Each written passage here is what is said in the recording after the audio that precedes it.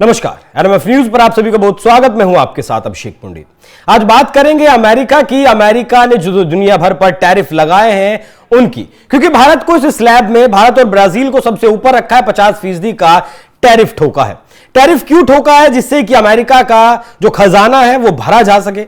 लेकिन क्यों ऐसी नौबत आई, क्यों ऐसी जरूरत आन पड़ी कि ट्रंप को भारी भरकम टैरिफ लगाने पड़े? क्या है पूरी कहानी?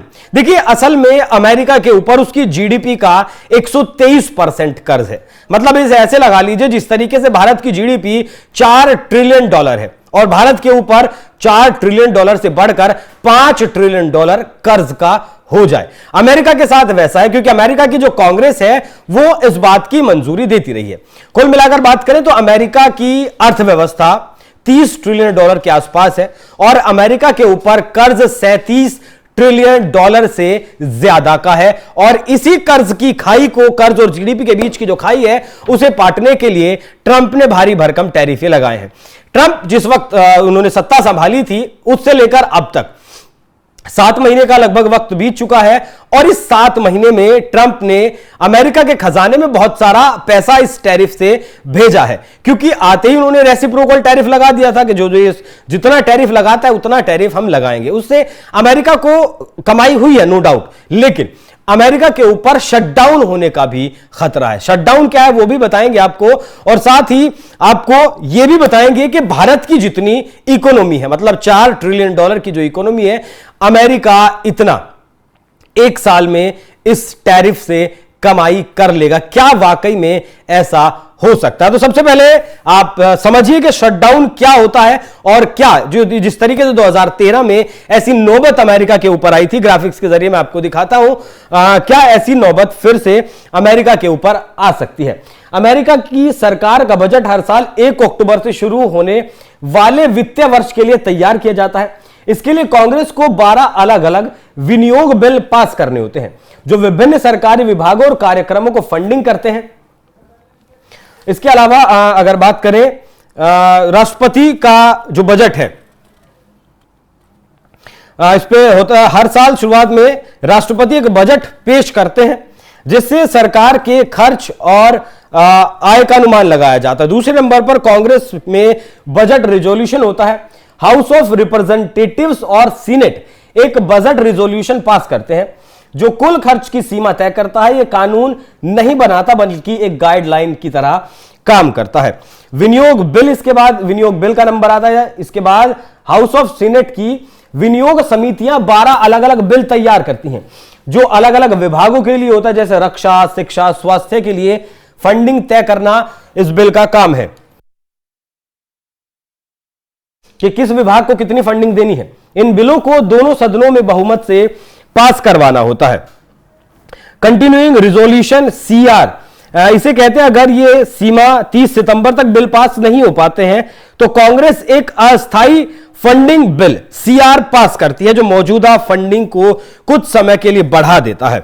ऐसे में सरकार के शटडाउन होने की स्थिति आती है क्योंकि वित्त विभाग के मुताबिक अमेरिका का सरकारी कर्ज $37.18 ट्रिलियन है।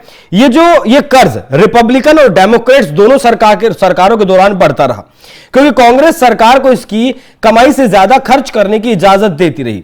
सांसदों के सामने सितंबर के अंत तक सरकारी फंडिंग की समय सीमा है, वरना खर्चे के बिल पास ना होने पर सरकार बंद हो सकती है। सीबीओ का ताजा अनुमान जून से ज्यादा है जब उसने $2.5 ट्रिलियन के प्राइमरी घाटे और $500 बिलियन के ब्याज कर्ज में कमी का अनुमान लगाया था। ऑक्सफोर्ड इकोनॉमिक्स के मुताबिक अगस्त में अमेरिका की टैरिफ दरें औसतन 16.7% थी जो जून में 15.1% थी, मतलब 1.5% ज्यादा। इस बात का विश्लेषण यह कहता है कि इस वित्तीय वर्ष में अमेरिकी कस्टम्स और बॉर्डर प्रोटेक्शन ने $26 बिलियन से ज्यादा टैरिफ जमा किया जो पिछले साल से काफी ज्यादा है। उदाहरण के तौर पर अब इसे ऐसे समझिए, 2018-19 में अमेरिका में 35 दिन का शटडाउन हुआ था जो सबसे लंबा था। इसका कारण था राष्ट्रपति डोनाल्ड ट्रंप और डेमोक्रेट्स के बीच मैक्सिको सीमा पर दीवार के लिए फंडिंग की असहमति। मतलब उस वक्त भी अमेरिका में ट्रंप की सरकार थी। ट्रंप ने दीवार के लिए 5.7 बिलियन डॉलर की मांग की थी, लेकिन डेमोक्रेट्स ने इसका विरोध किया। इसके चलते कई विनियोग बिल पास नहीं हो सके और सरकार के कुछ हिस्सों को बंद करना पड़ा। लगभग 8 लाख सरकारी कर्मचारी या तो फरलो पर चले गए या फिर बिना वेतन लिए उन्होंने काम किया। नेशनल पार्क बंद कर दिए गए, पर्यटन पर बहुत असर पड़ा, हवाई अड्डों पर लंबी लाइनें लगी थी। TSA कर्मचारी बिना वेतन के काम कर रहे थे। जनवरी 2019 में एक अस्थाई CR पास हुआ जिसने सरकार को फिर से खोला और बाद में दीवार के लिए फंडिंग को कम करने पर सहमति बनी, जिसके बाद ये शटडाउन बंद हुआ। मौजूदा संदर्भ की अगर बात करें तो सितंबर 2025 तक कांग्रेस को फंडिंग बिल पास करना जरूरी है। अगर ऐसा नहीं हुआ तो शटडाउन हो सकता है।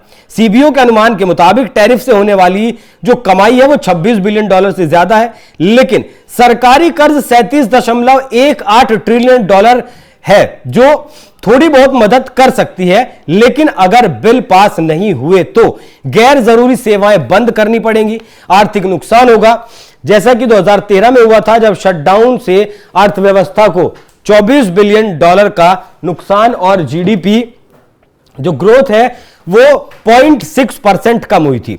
ऑक्सफोर्ड इकोनॉमिक्स के मुताबिक टैरिफ की जो दरें हैं 16% से ऊपर की, उसकी आय बढ़ तो रही है, यह आय कर्ज को कम करने में मदद कर सकती है, लेकिन अगर शटडाउन होता है तो आय का यह स्रोत भी प्रभावित हो सकता है, क्योंकि व्यापार और सीमा शुल्क सेवाएं बाधित हो सकती हैं।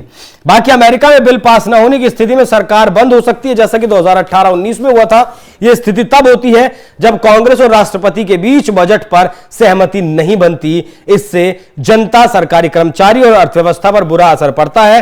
टैरिफ से होने वाली आय कर्ज कम करने में मददगार है, लेकिन शटडाउन से यह लाभ सीमित हो सकता है।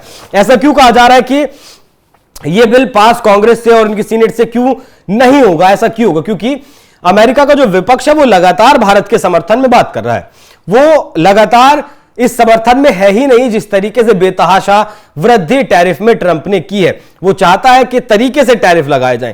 हालांकि इस मामले को लेकर टैरिफ का जो मामला है वो अमेरिकी कोर्ट में भी चल रहा है और वहां से कुछ फैसले बदले भी गए थे, क्योंकि ट्रंप ने सभी लगभग 100 देशों पर नेशनल इमरजेंसी घोषित करके इस तरीके से ये मनमर्जी के टैरिफ लगाए थे, टैक्स थोपे थे। अब देखना होगा कि क्या ट्रंप जिस तरीके से पहले 2018-19 में थे, क्या वैसे ही इतनी भारी भरकम कमाई होने के बावजूद भी अमेरिका शटडाउन होता है। बाकी जो भी कुछ जानकारी इस विषय से जुड़ी होगी वो आप तक पहुंचाते रहेंगे। फिलहाल आप इस विषय पर क्या राय रखते हैं? अपनी राय हमें कमेंट कर जरूर बताइएगा। नमस्कार।